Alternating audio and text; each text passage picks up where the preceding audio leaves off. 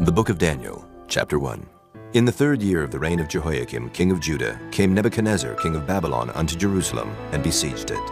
And the Lord gave Jehoiakim, king of Judah, into his hand, with part of the vessels of the house of God, which he carried into the land of Shinar, to the house of his God. And he brought the vessels into the treasure house of his God. And the king spake unto Ashpenaz, the master of his eunuchs, that he should bring certain of the children of Israel, and of the king's seed, and of the princes, children in whom was no blemish, but well favored, and skillful in all wisdom, and cunning in knowledge, and understanding science, and such as had ability in them to stand in the king's palace, and whom they might teach the learning and the tongue of the Chaldeans. And the king appointed them a daily provision of the king's meat, and of the wine which he drank, so nourishing them 3 years, that at the end thereof they might stand before the king. Now among these were the children of Judah, Daniel, Hananiah, Mishael, and Azariah, unto whom the prince of the eunuchs gave names. For he gave unto Daniel the name of Belteshazzar, and to Hananiah of Shedrack, and to Mishael of Meshach, and to Azariah of Abednego. But Daniel purposed in his heart that he would not defile himself with the portion of the king's meat, nor with the wine which he drank. Therefore he requested of the prince of the eunuchs that he might not defile himself. Now God had brought Daniel into favor and tender love with the prince of the eunuchs. And the prince of the eunuchs said unto Daniel, I fear my lord the king, who hath appointed your meat and your drink. For why should he see your faces worse liking than the children which are of your sort?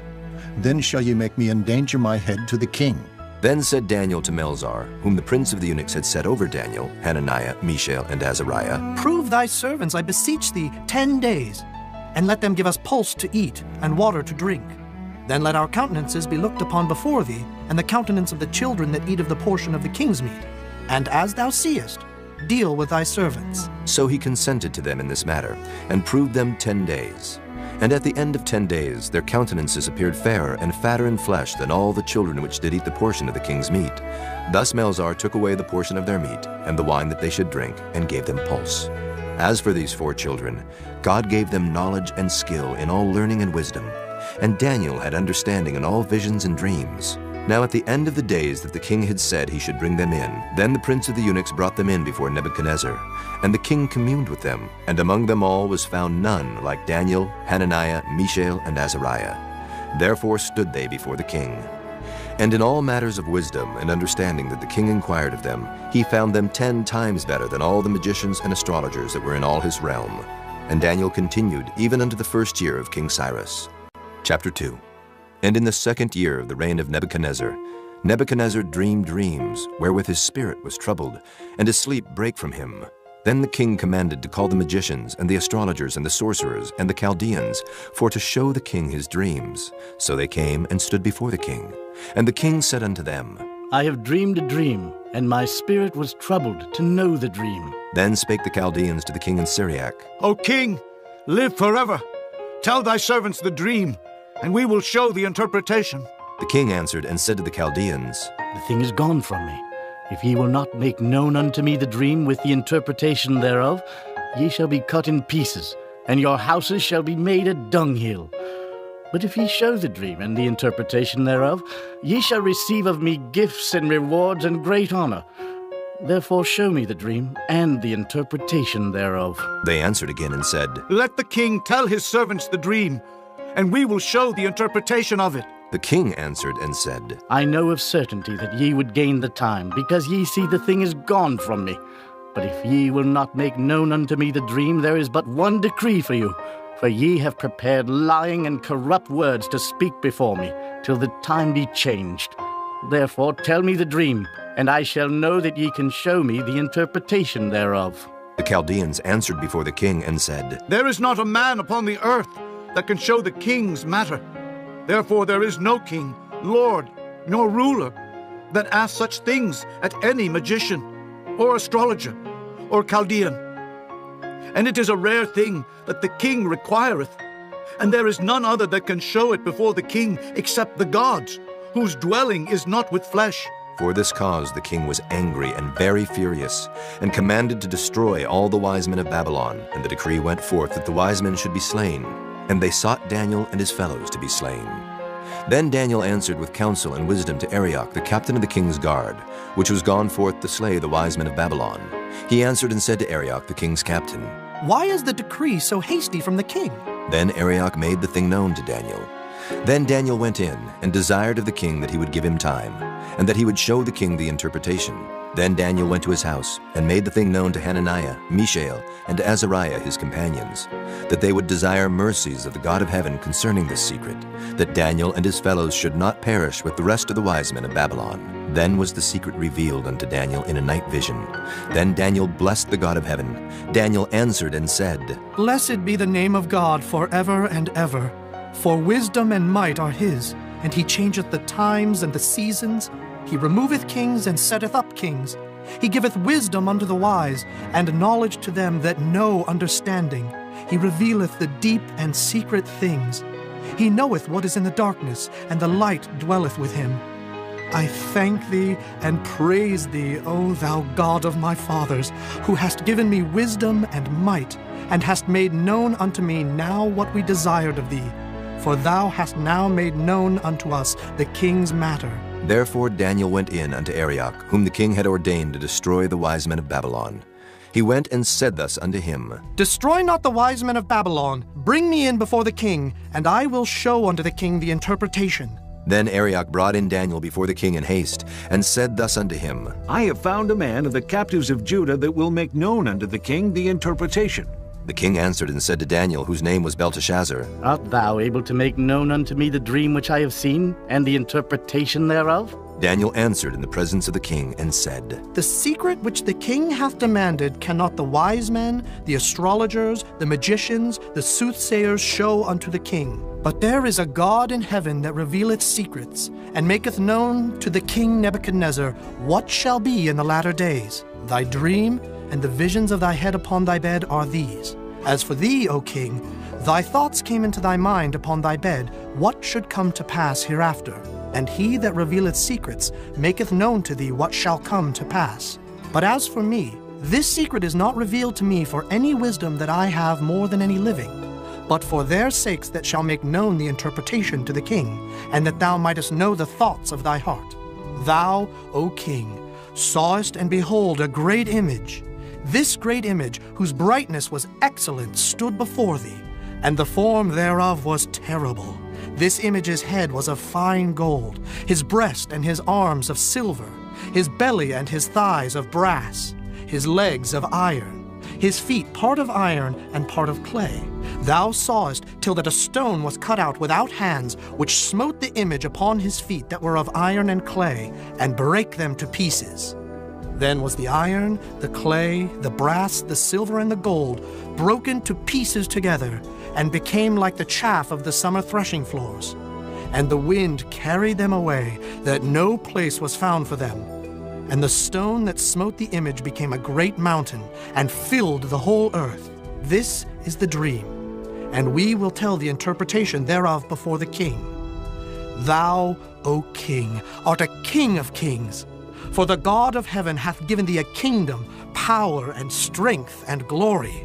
And wheresoever the children of men dwell, the beasts of the field and the fowls of the heaven hath he given into thine hand, and hath made thee ruler over them all. Thou art this head of gold. And after thee shall arise another kingdom inferior to thee, and another third kingdom of brass, which shall bear rule over all the earth.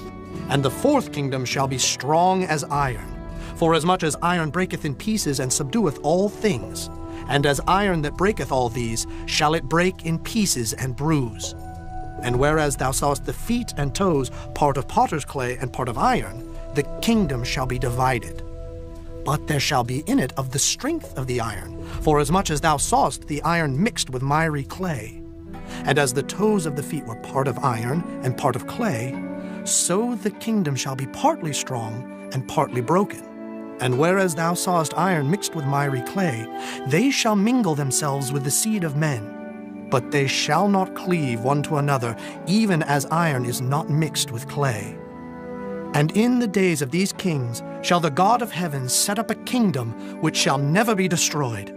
And the kingdom shall not be left to other people, but it shall break in pieces and consume all these kingdoms, and it shall stand forever.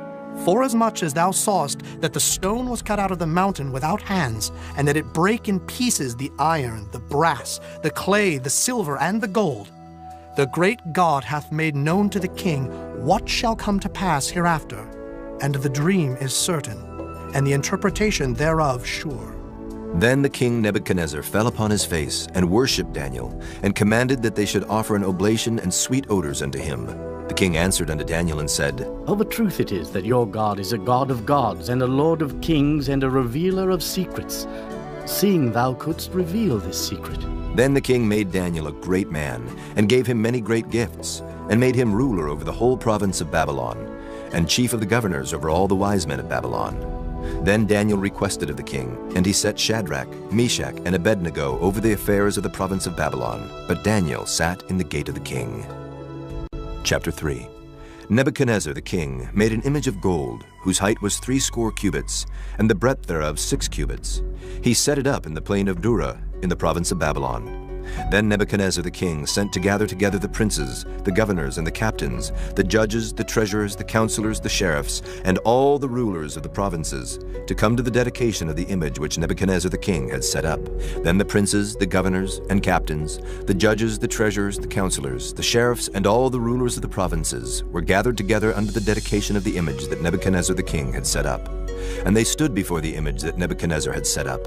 Then an herald cried aloud, To you it is commanded, O people, nations, and languages, that at what time ye hear the sound of the cornet, flute, harp, sackbut, psaltery, dulcimer, and all kinds of music, ye fall down and worship the golden image that Nebuchadnezzar the king hath set up. And whoso falleth not down and worshipeth, shall the same hour be cast into the midst of a burning fiery furnace. Therefore at that time, when all the people heard the sound of the cornet, flute, harp, sackbut, psaltery, and all kinds of music, all the people, the nations, and the languages fell down and worshipped the golden image that Nebuchadnezzar the king had set up. Wherefore at that time certain Chaldeans came near, and accused the Jews. They spake and said to the king Nebuchadnezzar, O king, live forever. Thou, O king, hast made a decree that every man that shall hear the sound of the cornet, flute, harp, sackbut, psaltery, and dulcimer, and all kinds of music, shall fall down and worship the golden image. And whoso falleth not down and worshipeth, that he should be cast into the midst of a burning fiery furnace. There are certain Jews whom thou hast set over the affairs of the province of Babylon, Shedrack, Meshach, and Abednego. These men, O king, have not regarded thee. They serve not thy gods, nor worship the golden image which thou hast set up. Then Nebuchadnezzar in his rage and fury commanded to bring Shedrack, Meshach, and Abednego. Then they brought these men before the king. Nebuchadnezzar spake and said unto them, Is it true, O Shadrach, Meshach, and Abednego, do not ye serve my gods, nor worship the golden image which I have set up? Now if ye be ready, that at what time ye hear the sound of the cornet, flute, harp, sackbut, psaltery, and dulcimer, and all kinds of music, ye fall down and worship the image which I have made, well. But if ye worship not, ye shall be cast the same hour into the midst of a burning fiery furnace. And who is that God that shall deliver you out of my hands? Shedrack, Meshach, and Abednego answered and said to the king, O Nebuchadnezzar, we are not careful to answer thee in this matter. If it be so, our God whom we serve is able to deliver us from the burning fiery furnace, and he will deliver us out of thine hand, O king. But if not, be it known unto thee, O king, that we will not serve thy gods, nor worship the golden image which thou hast set up. Then was Nebuchadnezzar full of fury, and the form of his visage was changed against Shedrack, Meshach, and Abednego. Therefore he spake, and commanded that they should heat the furnace 17 times more than it was wont to be heated. And he commanded the most mighty men that were in his army to bind Shedrack, Meshach, and Abednego, and to cast them into the burning fiery furnace. Then these men were bound in their coats, their hosen, and their hats, and their other garments, and were cast into the midst of the burning fiery furnace. Therefore, because the king's commandment was urgent, and the furnace exceeding hot, the flame of the fire slew those men that took up Shedrack, Meshach, and Abednego. And these 3 men, Shedrack, Meshach, and Abednego, fell down bound into the midst of the burning fiery furnace. Then Nebuchadnezzar the king was astonished, and rose up in haste, and spake, and said unto his counselors, Did not we cast 3 men bound into the midst of the fire? They answered and said unto the king, True, O king. He answered and said, Lo, I see 4 men loose, walking in the midst of the fire, and they have no hurt, and the form of the 4th is like the Son of God. Then Nebuchadnezzar came near to the mouth of the burning fiery furnace, and spake and said, Shedrack, Meshach, and Abednego, ye servants of the Most High God, come forth and come hither. Then Shadrach, Meshach, and Abednego came forth of the midst of the fire. And the princes, governors, and captains, and the king's counselors, being gathered together, saw these men, upon whose bodies the fire had no power, nor was an hair of their heads singed, neither were their coats changed, nor the smell of fire had passed on them. Then Nebuchadnezzar spake and said, Blessed be the God of Shadrach, Meshach, and Abednego, who hath sent his angel and delivered his servants that trusted in him, and have changed the king's word, and yielded their bodies that they might not serve nor worship any god except their own God. Therefore I make a decree that every people, nation, and language which speak anything amiss against the God of Shadrach, Meshach, and Abednego shall be cut in pieces, and their houses shall be made a dunghill, because there is no other God that can deliver after this sort. Then the king promoted Shadrach, Meshach, and Abednego in the province of Babylon.